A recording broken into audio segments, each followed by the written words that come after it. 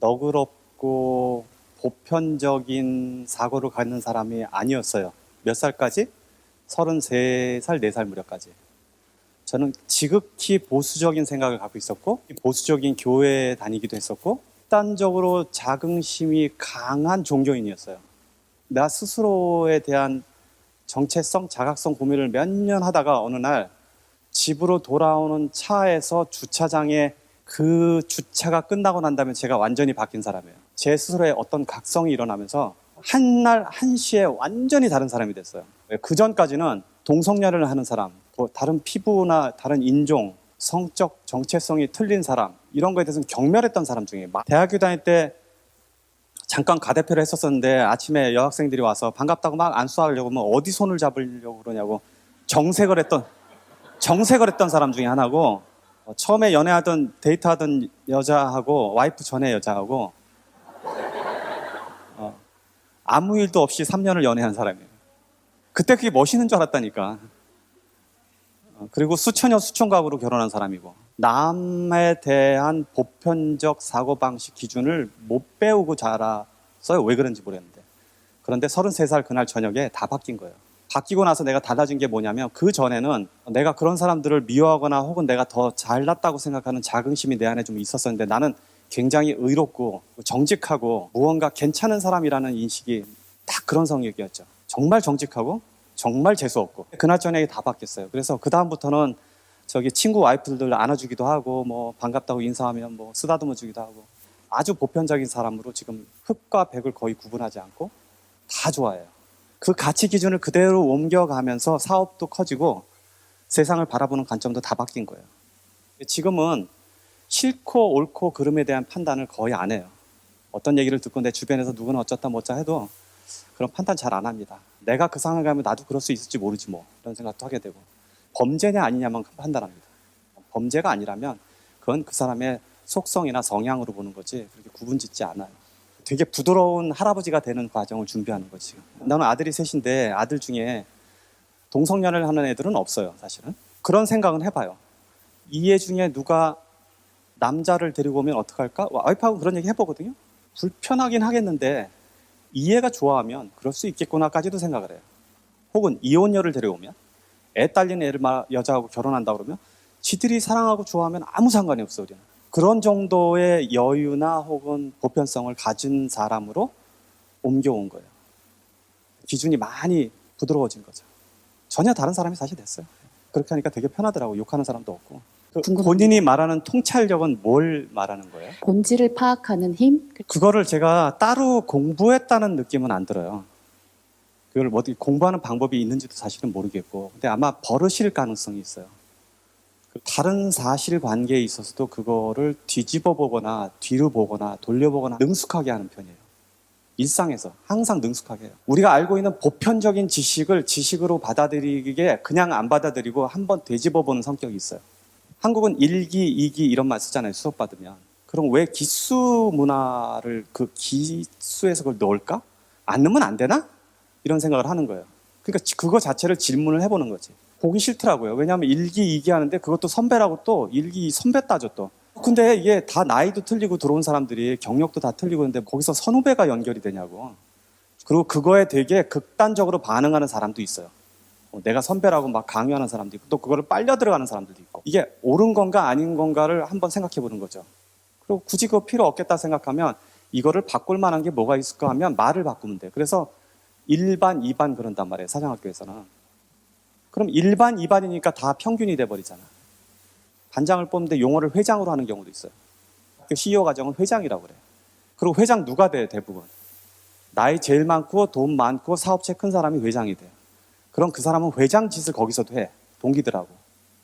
그럼 어떻게 되냐면 거기서 위계질서가 생겨난다고, 그 안에서. 그게 배기 싫은 거예요. 그냥 나는 동기처럼 서로 형제처럼 서로 지냈으면 좋겠는데, 그럼 그 말을 바꿀 게 뭐가 있을까? 이런 거 고민해 보는 거예요. 그러니까 매사의 모든 문제, 이걸 통찰력으로 이해하는 것보다는 그 자체가 다른 방식 혹은 뒤집을 수 있는 여건이 있는지 없는지를 다 한 번씩 고민해 보는 거야. 일단 훅 받아먹지 말고 맛 보고 받아먹으라는 얘기죠. 그러면은 되게 개선할 거 되게 많고 생각해 볼 문제가 엄청 많아요. 그 다른 사람이 한 답이 답이 더 좋은 답도 나올 수 있고 반대로 하는 것이 답이 나오는 경우도 많다는 거죠. 반대로 하는 것이 답이 나오는 경우도 많다는 거죠.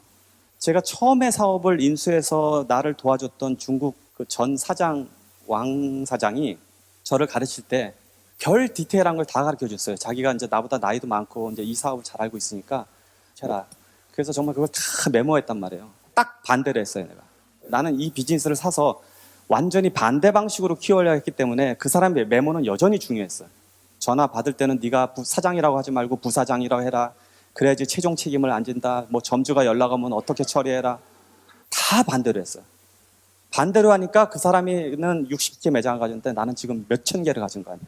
내 머릿속에는 나는 몇천 개를 할 사람인데 저 사람 방식대로 하면 나는 죽어. 하루에 전화 받는 것만 해도 몇천 통이 될 수 있는데 그걸 어떻게 살아남냐고요. 그러니까 어떤 상황, 현상 이거를 다시 한번 점검하고 고민하고 바꿀 수 있는지 이렇게 하는 그냥 일상의 행동, 행위가 어쩌면 여러분들한테는 그게 통찰로 보일 가능성이 많아요. 보이지 않는 무기질이나 유기체로 형성되어 있는 인간인데 그러면 그 물질들이 회장님하고 저도 연결되어 있는 건지 그렇게 생각하시는지.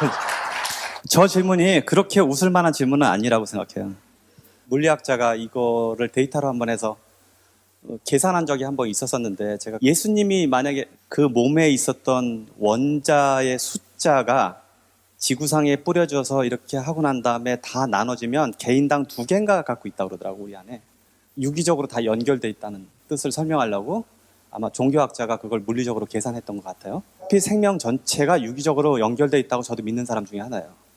그게 연결됐기 때문에 그렇게 막 뭐가 운명처럼 이어져서 막 이렇게까지는 나는 모르겠어. 내가 저 생명을 함부로 대하면 그 함부로 대하는 영향력은 이게 내 마음 안에 있던 혹은 환경에 있던 그거는 영향을 받을 거라고 봐요. 폭식을 하는 건 뭐예요? 다른 생명을 지나치게 먹는 거예요. 내 몸에 좋지 않을 정도까지. 내 식탐을 위해서 다른 생명체에 영향을 주고 있으니까 나한테 좋을 리가 없겠죠. 그리고 내 몸에도 좋을 리가 없는 거죠. 내가 필요 이상의 에너지, 즉 생명체를 먹는 일은 내 몸에 쓰레기를 집어넣는 거나 똑같아요. 그냥 차라리 안 먹는 게 나은 거지.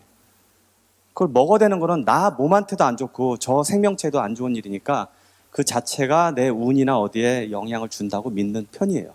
태도를 그렇게 가지면 세상과 환경과 사회를 보는 관점들이 고라지겠죠. 음식을 조절한다는 것은 무엇이냐? 저는 과식, 폭식 혹은 늦은 저녁 이런 거 잘 안 하거든요. 저녁을 6시 전에 끝내요. 빠를 때는 4시 반에도 먹어요. 점심은 12시에 먹고. 그럼 저녁에는 항상 공복 상태예요. 잠은 11시에 자는데 6시 이후부터는 저절로 음식이 없어지는 거잖아요. 그래서 공복에 잠을 들어요. 그렇게 한 지가 꽤 오래되는데 되게 편해요. 그렇게 하다 보면 내가 폭식, 과식, 지나친 기름진 음식을 안 놔두면 안 하는 자리에 가게 되잖아요. 음식을 6시에 먹으면 어디 가서 먹어요? 집에 가서 먹을 수밖에 없어, 대부분은. 그리고 누구랑 먹겠어요, 집에서 먹으면. 가져가고 먹겠지. 사업을 하면서 밖에서 식사를 해본 적이 거의 없어요, 나는. 여기 와도 대부분 저녁에 제가 일찍 들어와서 밥해요. 저녁 약속 저는 안 잡습니다, 잘. 여기 되게 친한 친구들을 어떻게 만날 때나 가끔 저녁하고, 그렇지, 대부분은 약속 있는 척하고 집에 와서 밥해요, 제가. 저녁 약속 저는 안 잡습니다, 잘. 여기 되게 친한 친구들을 어떻게 만날 때나 가끔 저녁하고, 그렇지, 대부분은 약속 있는 척하고 집에 와서 밥해요, 제가. 과식하는 자리, 폭식하는 자리 자체가 실제로는 우리의 삶에서 그렇게까지 중요하지 않은 자리일 수 있어요. 안 가는 게 오히려 더 나을 자리가 많으니까 그렇게 하면 운도 따라서 붙는 거죠. 그런 자리에 안 가니까 몸도 좋아지고. 고기를 먹는 거에 죄책감을 안 느끼는 이유가 저희 농장에 닭이 가끔 죽으면 정말 이상한 소리 같지만 다른 닭들이 그걸 뜯어먹는 경우도 있어요. 그래서 내가 그걸 보면서 아니 쟤도 쟤를 먹는데 나는 왜 저걸 못 먹지? 그래서 죄책감은 안 갖습니다. 나는 채식주의자를 남으라는 건 아니에요. 사회 구조 자체가 육식으로만 사는 것도 있잖아요. 그러면 만약에 그게 보편적인 세계 윤리라면, 우주의 윤리라면 그렇게 안 돼 있겠지. 그러니까 육식 동물 자체가 없겠죠. 근데 그게 존재한다는 얘기는 그게 용인된다고 보는 측면이에요. 그렇게까지 막 도덕심까지는 없어요. 닭고기 맛있더라고요. 사장들이란 사람들, 무언가를 이루고 싶어 하는 사람들 있죠. 지금 여러분들 다 똑같아 보면 여기 온 사람들은 성향이, 근데 내가 번개나 이런 게 보면 알아요. 나를 만나러 온 사람들은 거의 다 비슷해. 뭐가 비슷하냐면 그냥 정지돼 있는 사람들이 아니에요. 다 무언가를 위해서 막 뚫고 나가려고 하는 이 의지가 되게 강한 사람들이 모여요. 선한 의지력, 영향력 이거를 대부분 갖고 있어요.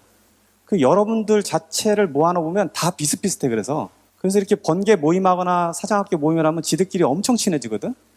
심지어는 오늘 만났는데 여기서 친해졌는데 마치 되게 오랜 사람들처럼 친하게 있는 거예요. 그래서 나는 부부예요?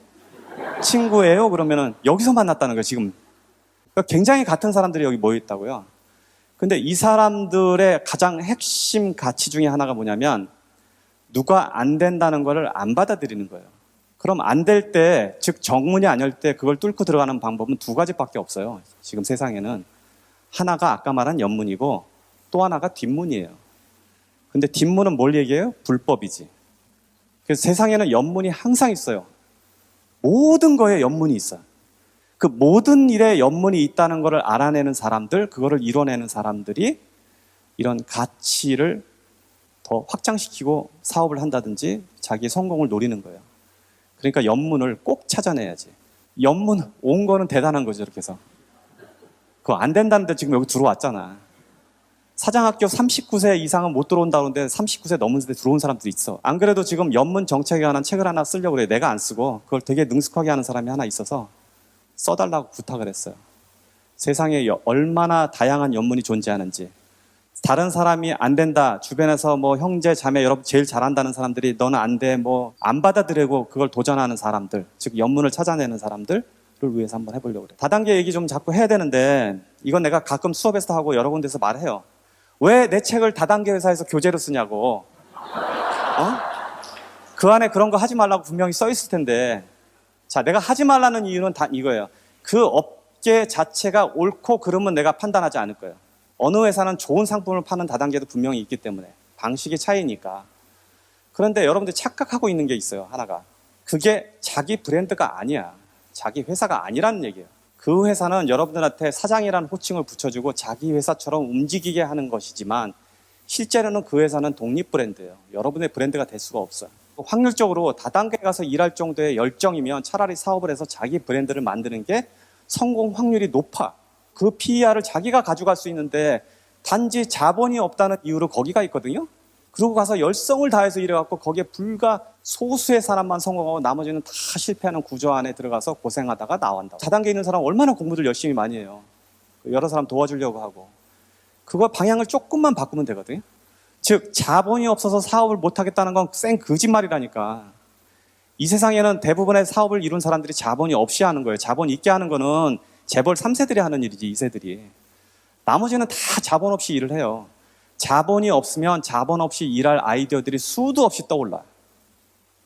나 그거 맘먹고 하면 지금도 하루에 앉아서 100개도 만들 수 있을 것 같아. 며칠 전에 내가 코엑스 갔더니 거기서 국제 미용 박람회가 마감됐더라고. 도대체 무슨 아이템이 새로 나와 있나. 그쪽에 지금 사업을 하지 않음에도 불구하고. 거기 가보면 이름 국제 붙었잖아. 그럼 국제 붙었으면 거기에 국제적으로 온 사람들이 있어요. 저기 어디 뭐 이런 조그만 회사들이 지금 이렇게 어려운데도 불구하고 와서 사업하겠다고 아이템 들고 와서 그 박람회장의 가운데 비싼 자리 말고 구석탱이에 싼 자리 얻어갖고 직원 한 명 앉아있고 팜플렛도 제대로 못 만드는 회사들이 있다고요. 그런데 뒤져보다가 거기에 우리의 시장에 맞고 우리 상품에 맞는 제품들이 있으면 그거 판권 아무 돈도 안 주고 사와도 돼. 그렇게 해도 사업할 수 있어요. 그러니까 사업에 아이디어가 없고 뭐 돈이 없어서 못한다는 거는 그건 거짓말이고 사업은 자기의 사고의 생각에서 일어나요. 나는 할 수 있고 나는 이것을 이룰 수 있다고 하고 사업을 하겠다는 욕심 먹은 것에서 사업가가 나타나는 거예요. 제가 이렇게 직선으로 가라는 거는 목표를 정하는 일이고 내가 저기로 가고 싶은 게 맞아 하는 건 좀 다른 문제죠. 내가 이미 방향이 정해져서 저기를 가겠다고 마음 먹었다면 그냥 글로 가면 되는데 저기가 맞는 거야? 이쪽 아니야? 하는 건 좀 다른 문제예요. 같은 목표라도. 그러니까 질문에 거기 어디에 해당되는 것 같아요? 사실 진짜 20대만 해도 돈 전혀 관심이 없던 사람인데 지금 거의 그것만 생각하면서 살고 있거든요. 이렇게 바뀐 것처럼 또 한번 바뀌는 계기가 있을 것 같은데 그거 나는 정답 있다고 생각은 안 해요. 내가 사업가로 나는 미국에 가고 싶어 했지만 사업가로 성장한 것이 내 인생의 최종 목표인가? 아니면 그게 삶의 궁극적 가치인가 하는 거는 전혀 그렇게 생각 안 하거든요. 다른 재능이 하나 있는 거는 나는 식물을 알아보는 거, 식물을 분류하고 알아보는 거 눈이 되게 빠른 편이거든요. 그럼 어쩌면 내가 학자가 됐더라면 식물 분류학자 정도는 했을지 모르겠어요. 근데 그것도 나한테는 되게 좋은 삶이라고 생각한다고요. 내 삶의 욕망과 행복을 위해서 지금 하는 일도 어떤 삶의 행복을 위해서 하는 일이니까 그런 가치를 놓고 간다 그러면 그 봉우리를 올라가는 방식은 굉장히 여러 가지가 있었다고요. 올라가다 보면 이게 아닌가, 쪽 길이 아닌가 할 수 있는데 결국 올라가다 보면 결국 봉우리 끝에 다들 만나니까 그냥 그렇게 고민될 문제인가? 해보다가 안 되면 수정하면 되지. 코로나 때문에 다들 뭐 업계 사장님들이나 이런 불황이라고 많이 하셨잖아요. 근데 그 중에서도 호황인 사람은 분명히 있었을 거라고 생각이 들어요. 그럼에도 불구하고 문제가 닥쳤을 때 그 경영을 잘할 수 있는 기초 중에 가장 중요하고 본질적인 것이 무엇인지 있다면 이런 변동성은 어떤 사람한테는 어마어마한 이익이 돼요. 모든 변동성은 이익이에요. 모든 변동성은 돈의 기회다라고 이해를 해야 돼요. 그리고 이건 현실이에요. 그 변동성의 이 세상에서 가장 큰 일이 뭐예요? 전쟁이에요. 그래서 전쟁에서 어마어마한 부자가 나타나고 어마어마한 사람이 망해요. 그러니까 변동성은 집안 구조처럼 흔들어지는 일이라고요. 그러니까 변동성이 일어났다 하는 거는 어디에 돈이 지금 엄청 모이고 있다라고 이해를 해야 돼.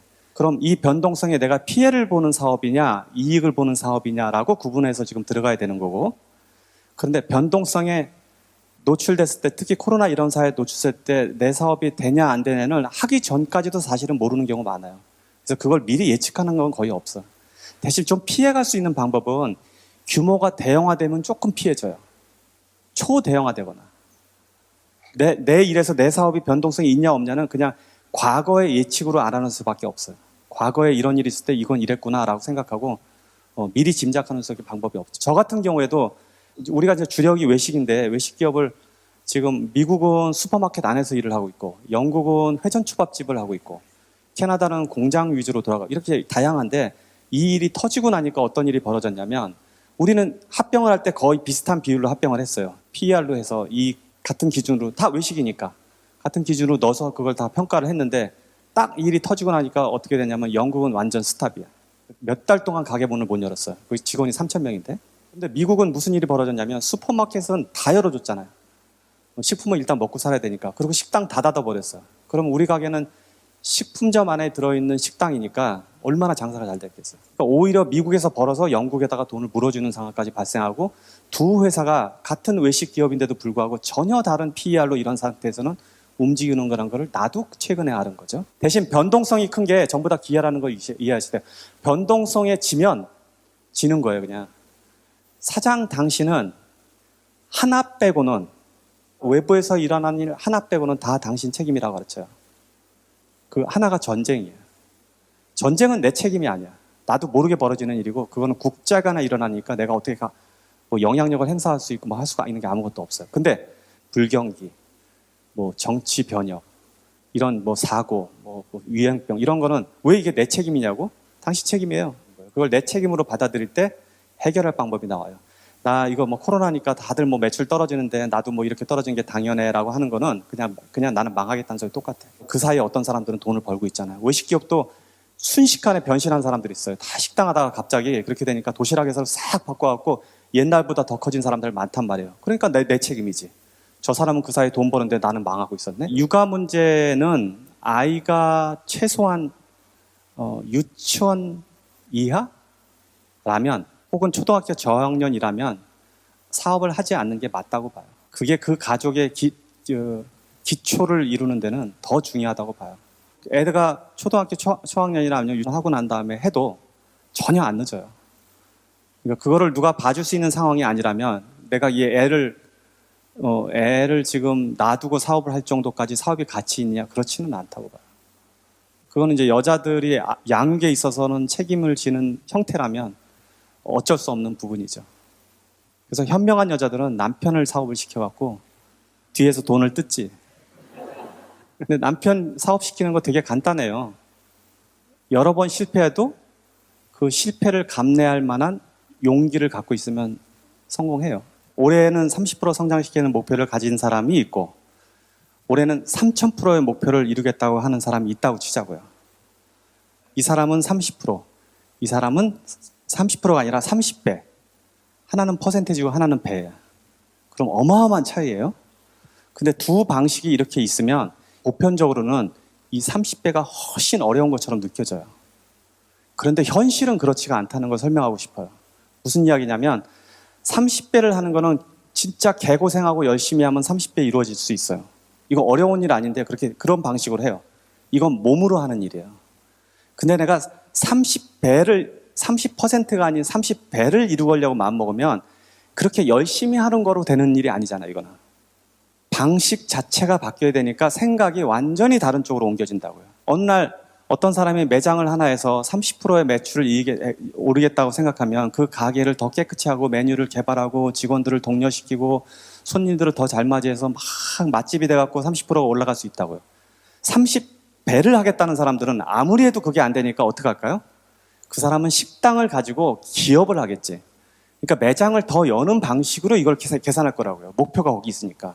그럼 이런 사람은 프랜차이즈로 가버리는 거예요. 이 사람은 개인 맛집이 돼버리는 거고. 내가 재산이나 능력이나 혹은 지금 재정 상태는 똑같은데도 불구하고 방향이 다른 데로 가버려요. 그럼 이렇게 하는 게 더 어려울까? 현실에서는 이렇게 하는 거나 이렇게 하는 거나 사실은 거의 똑같아요. 전향적인 생각을 하려면 전향적인 목표가 전향성의 생각을 이루는 경우도 있다는 것을 설명하는 거예요. 그래서 어떤 사람들은 이 관점이 없으니까 고생만 하다가 그 결과가 생각보다 안 나타나는 사람이 있다고요. 우리 이런 사람이 누구냐면 되게 부지런히 열심히 일하는 사람들이에요. 우리 아버지 같은 사람들. 평생 열심히 하면 다 되는 줄 알고 굉장히 몸으로 열심히 하는 사람들은 그렇게까지 못 가. 근데 이게 열심으로 안 된다는 사람들, 즉 30배를 하려는 사람들은 이게 열심으로 안 되는구나. 그러니까 구조를 만들어내는데 욕심을 가지고 그 방향으로 가버린다고. 그리고 그 노력의 가치는 오히려 이게 어떤 데 더 쉬워. 더 쉽고 간단하고 영양제도 더 생기고. 그러니까 한번 고민을 한번 해보세요.